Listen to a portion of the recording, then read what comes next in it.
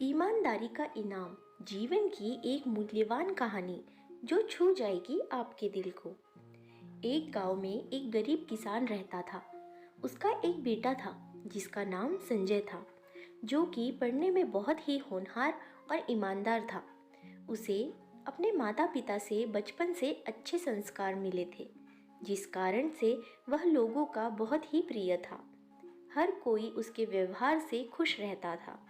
जब संजय अपनी पढ़ाई पूरी कर लिया तो उसके माँ बाप ने घर की रोजी रोटी चलाने के लिए उसे शहर भेजना चाहा, जिस पर संजय अपनी माँ बाप की ये इच्छा सुनकर बहुत ही प्रसन्न हुआ और फिर रोजगार की तलाश में वह दूर शहर निकल गया। वह जिस बस से शहर जा रहा था, वह बस रास्ते में लोगों को भोजन करने के लिए एक होटल पर रुकी। सब चाय पानी और खाना खाकर वापस उस बस में बैठ गए। उसी होटल से एक व्यापारी भी उस बस में बैठ गए, जो कि उन्हें भी उसी शहर में जाना था। उनके पास एक बैग था, जो कि संजय के पास ही रखकर बस में यात्रा करने लगे। फिर बस जब शहर पहुंची तो सभी लोग उतरकर अपने अपने मंजिल की तरफ जाने लगे और जल्दबाजी में वह व्यापारी अपना बैग संजय के पास ही भूल गए। तो फिर जब संजय बस से उतरने लगा तो देखा कि व्यापारी का वह बैग जल्दी में अपनी किसी गाड़ी जो कि उन्हें लेने के लिए आई थी उसमें बैठकर चले गए। फिर संजय, जो कि बहुत ही ईमानदार लड़का था, उसने बैग खोलकर देखा तो उसमें ढेर सारे पैसे भरे थे। फिर वह उन पैसों को लेने के बजाय उस बैग को व्यापारी को वापस करने का मन बनाया। फिर बैग में उसे ढूंढने पर एक डायरी मिली, जिसमें उस व्यापारी के घर का पता लिखा। फिर संजय ने बिना देर किए लोगों से वह पता पूछकर उस व्यापारी के घर जाने लगा। उधर वह व्यापारी जब घर पहुंचा तो उसे ख्याल आया कि उसने जो व्यापार के पैसे वापस लाए थे, नोटों से भरा बैग तो उसके पास था ही नहीं। अब तो उस व्यापारी का दिमाग घूमने लगा, क्योंकि उस बैग में लाखों रुपए थे। उस व्यक्ति ने बहुत याद करने की कोशिश की वह बैग कहाँ भूला है, लेकिन उसे कुछ भी याद नहीं आ रहा था। अब तो चिंता के मारे व्यापारी की हालत खराब होने लगी थी।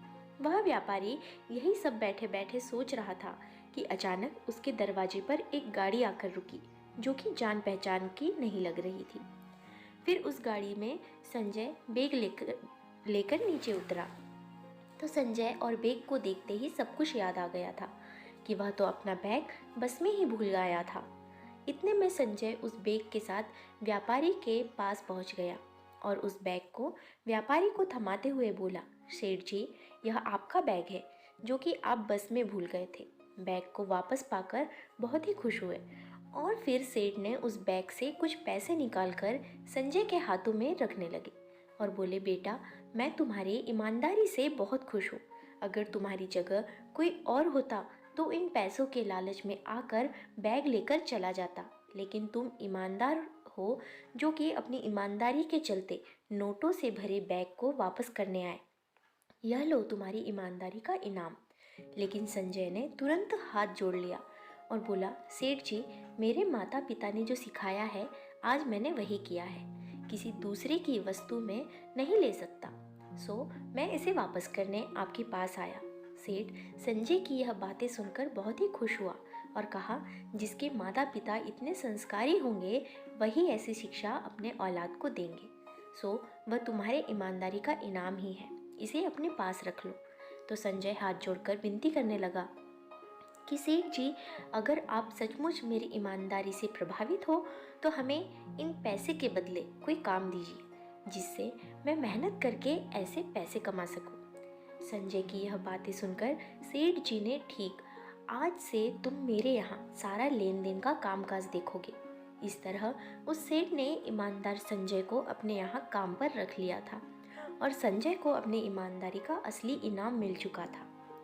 फ्रेंड्स, इस कहानी से हमें यह शिक्षा मिलती है कि हमें अपने जीवन में हमेशा ईमानदारी के साथ रहना चाहिए।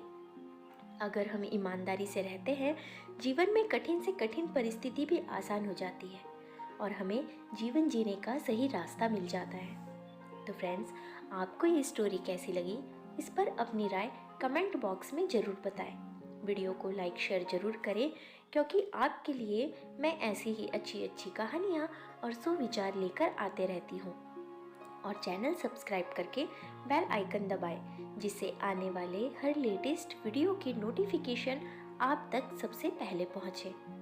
धन्यवाद।